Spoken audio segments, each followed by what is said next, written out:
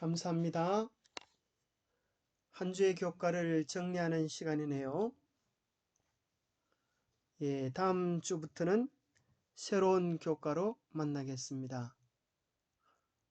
한 해 동안 함께 해주시고 또 용기 주셔서 감사합니다. 주님의 귀한 사랑이 여러분의 삶과 가정에 풍성하기를 축복합니다. 12월 24일 금요일입니다. 제13과 모세의 부활. 기억절. 천사장 미가엘이 모세의 시체에 관하여 마귀와 다투어 변론할 때에 감히 비방하는 판결을 내리지 못하고 다만 말하되 주께서 너를 꾸짖으시기를 원하노라 하였거늘. 유다서 9절. 학습 목표.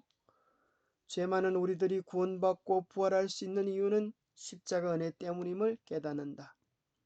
세상의 모든 어려움 가운데서도 부활의 소망을 인해 기뻐할 수 있음에 감사한다.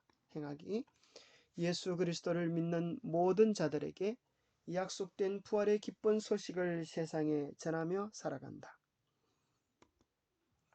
일요일 소지와 월요일 소지는 모세의 죄에 대하여 다루고 있고요. 화요일 모세의 죽음, 수요일 모세의 부활, 목요일 소지 모세의 부활을 통하여 우리 모두의 부활을 생각해 보겠습니다.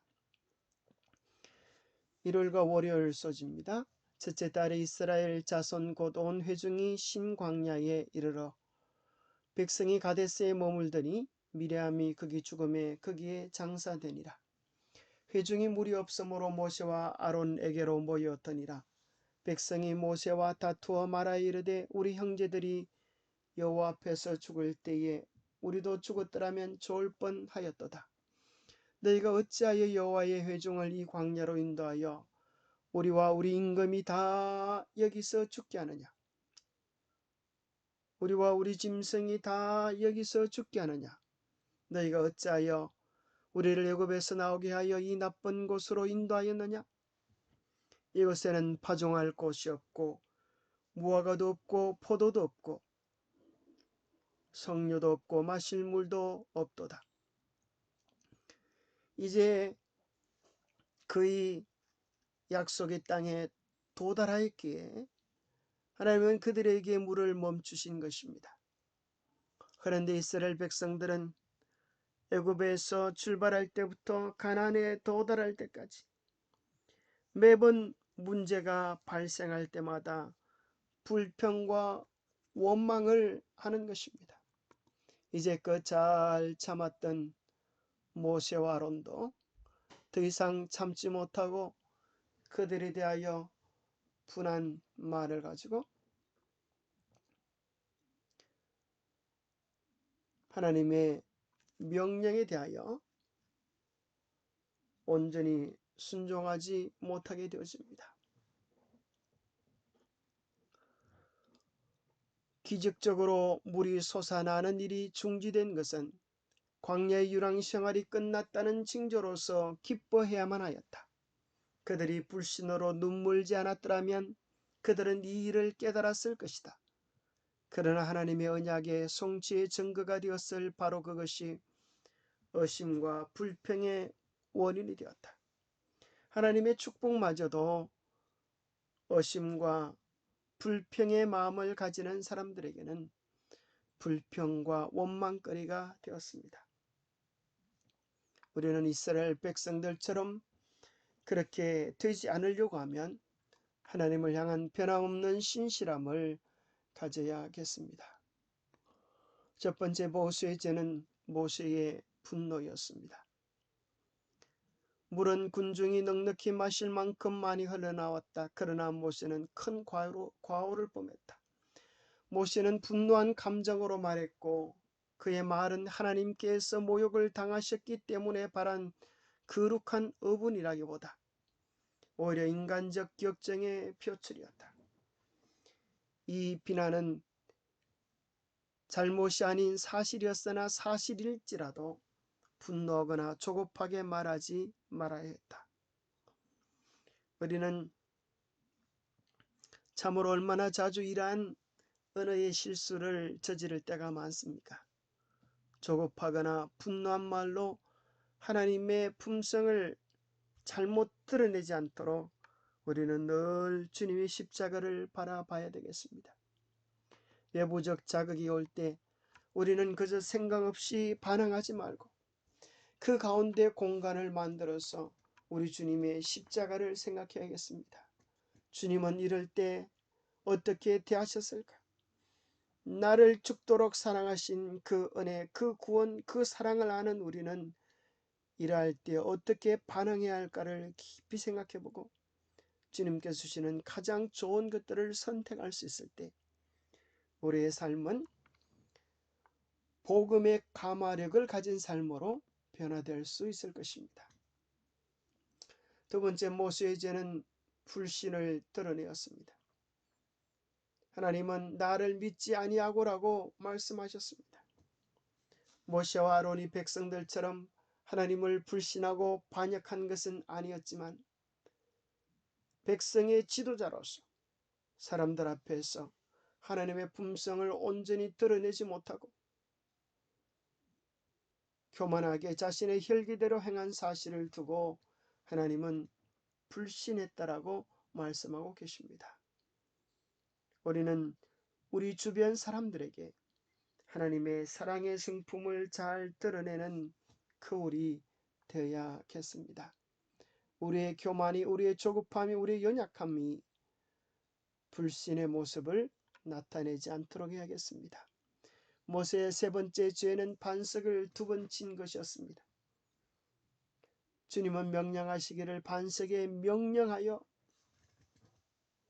물을 내라고 이야기했지만 모세는 반석을 2번 치게 되었습니다. 이것은 굉장히 중요한 표상적 의미를 깨뜨리고 만 것입니다. 그리스도를 상징한 반석은 그분께서 한 번 희생이 되셔야 하는 것처럼 한 번 침을 당하였다. 두 번째는 마치 우리가 예수의 이름으로 축복을 간구하기만 하면 되는 것처럼 반석에게 명하기만 하면 되었다. 그러나 두 번째도 반석을 침으로 이 아름다운 표상의 의미가 상실되고 말았다. 예수님께서 창세로부터 죽임을 당한 어린 양의 원형으로서 십자가에서 우리의 과거의 죄, 현재의 죄, 미래의 죄까지 다 속죄해 주셨습니다. 고로 우리의 죄가 용서받기 위하여 양을 잡을 필요도 없고 예수님이 다시 십자가에 달리실 필요도 없습니다. 만일 우리가 우리 죄를 자백하면 저는 미쁘시고 의로우사 우리 죄를 사하시며 모든 불의에서 우리를 깨끗게 해 주실 것이라고 약속하신 그 약속을 이루어 주실 것입니다. 모세는 비스가산에서 외로이 죽음을 맞이해야 했습니다. 모세가 죽을 때 나이 120세였습니다. 그의 눈이 흐리지 아니하고 기력이 쉬하지 아니하였습니다. 그러나 그는 하나님의 뜻에 온전히 순종을 드리지 못한 것 때문에 그는 외로운 죽음을 맞이해야 했습니다. 참으로 모세는 위대한 믿음의 영웅이었습니다. 온 민족을 애굽에서 인도하여 내는 일에 하나님의 깨끗한 도구로, 능력 있는 도구로 쓰여졌었습니다. 참으로 모세는 그의 온유함이 지면에 성하다고 말했던 것처럼 참으로 하나님의 성품을 잘 드러내었습니다. 마지막 그의 연약함에, 인간적 연약함의 실수만 아니었더라면 그는 참으로 엘리야처럼 하늘로 살아 성천하는 영광을 누렸고 또 약속의 땅 가나안에 넉넉히 들어갈 수 있을 뻔한 사람이었습니다. 그러나 그의 실수가 그의 발목을 붙잡았습니다. 그럴지라도 성경은 그의 아름다운 모습에 대해 이렇게 이야기합니다. 그 후에는 이스라엘의 모세와 같은 선지자가 일어나지 못하였나니 모세는 여호와께서 대면하여 아시던 자요 여호와께서 그를 애굽 땅에 보내사 바로와 그의 모든 신하와 그의 온 땅의 모든 이적과 기사와 모든 큰 권능과 위엄을 행하게 하사 온 이스라엘의 목전에서 그것을 행하던 자이었더라고 기록해주고 있습니다. 모세는 홀로 외로이 그가 궁전의 영광과 장차 애굽 왕국을 차지할 지위에서 돌아서서 하나님의 선민으로 더불어 자기의 운명을 함께하기로 선택한 이후에 파란 곡절과 어려움이 많았던 지난 생애를 회고하여 보았습니다.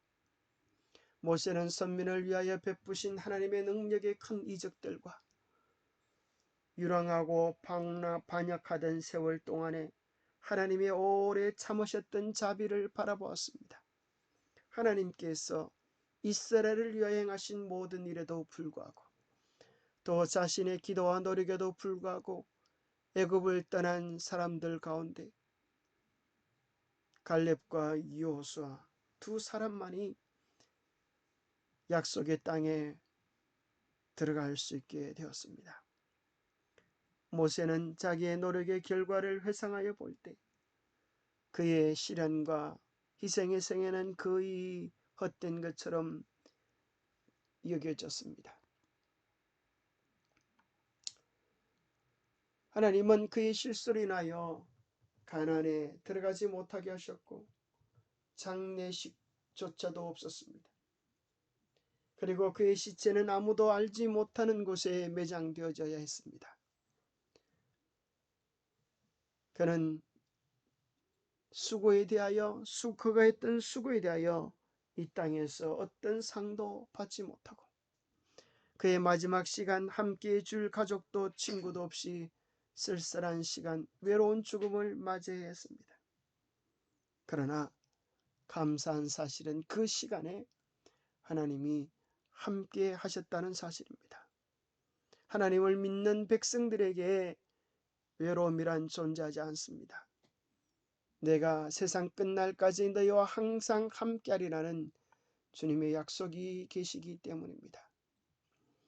하나님은 또 우리가 아는 것처럼 모세의 신실하심을 기억하사 비록 그가 실수와 잘못을 했다 할지라도 하나님 앞에 그의 죄를 고백하고 용서를 구한 것으로 인하여 그를 무덤 가운데서 부활시켜서 하늘로 데려가셨습니다.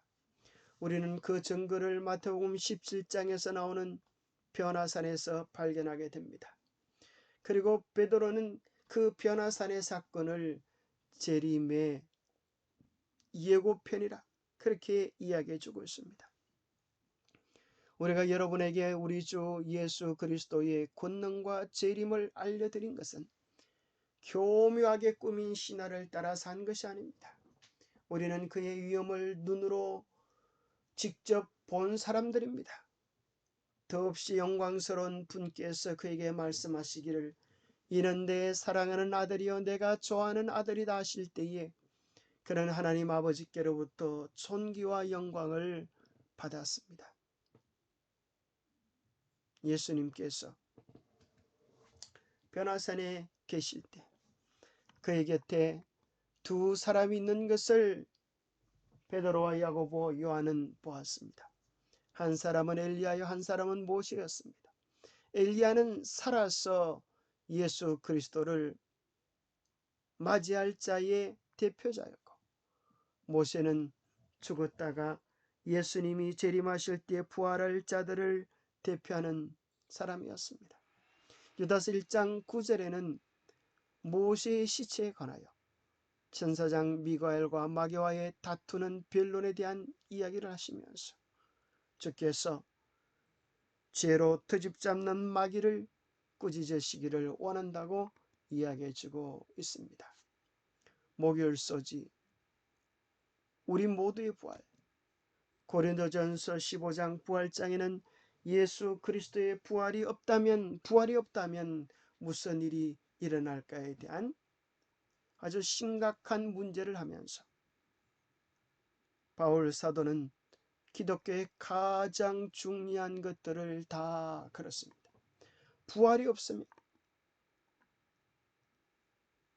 그리스도의 부활도 없을 것이고, 마치 도미노처럼 그 작은 부활이 무너진다면 모든 대부분의 엄청난 중요한 기독교의 근간이 흔들린다고 이야기하는 것입니다.